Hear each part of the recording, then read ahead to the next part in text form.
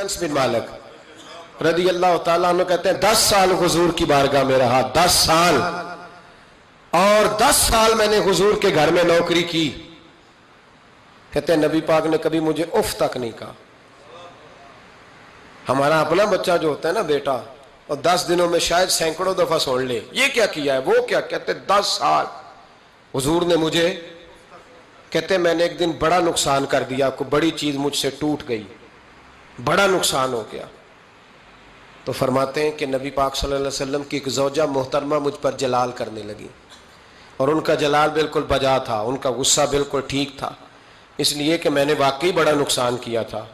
کہتے ہیں وہ جب جلال کرنے لگی نا تو محبوب تشریف لائے. کیا ہوا؟ کہا یا رسول اللہ یہ دیکھیں اس نے کتنی بڑی چیز توڑ دی. تو کہتے ہیں اب میرا خیال تھا کہ یہاں سے بھی مجھے ڈانٹ پڑنی ہے اور پڑنی چاہیے بھی، اس لیے کہ میں نے آج بڑا نقصان کیا ہے. لیکن کہتے ہیں محبوب میرے قریب آئے اور میرے کندھے پہ ہاتھ رکھا. زوجہ جلال میں تھی تو محبوب نے کیا خوبصورت جملہ کہا، ساری سوچ ہی بدلتی.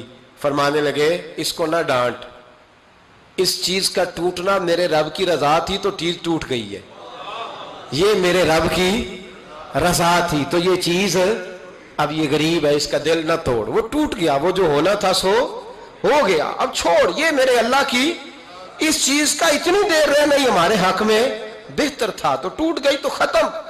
کہتے بڑا جلال تھا محبوب کی زوجہ کو، لیکن انہوں نے جب بات سنی تو پھر مصطفیٰ کریم کا گھرانہ، پھر حضور کی ازواج پاک مومنوں کی مائیں، کہتے ہیں اسی وقت وہ بیٹھیں اور انہوں نے میری طرف بڑی شفقت کی نظروں سے دیکھا اور ان کے غصے کو میں نے پیار میں بدلتے دیکھا.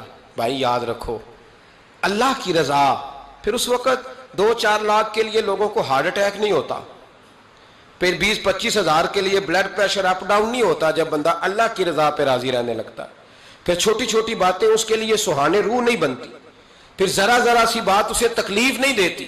جب وہ اللہ تعالیٰ کی رضا پر راضی ہونے کا عادی ہو جاتا ہے تو پھر یہ چیزیں اس کے لیے باعث آزمائش. حضرت نوح علیہ السلام کا بیٹا کافر ہو گیا، پر کسی جگہ انہوں نے شکوہ نہیں کیا کہ مالک یہ کافر کیوں ہوا. اللہ کے قبضے میں ہے نا دل، پھیر سکتا ہے نا، مقلب القلوب ہے.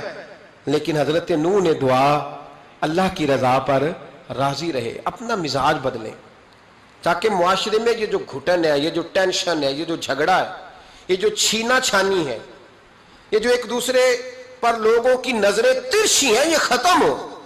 سمجھیں کہ میرے حق میں جو بہتر تھا مالک نے وہ چیز مجھے عطا کر دی.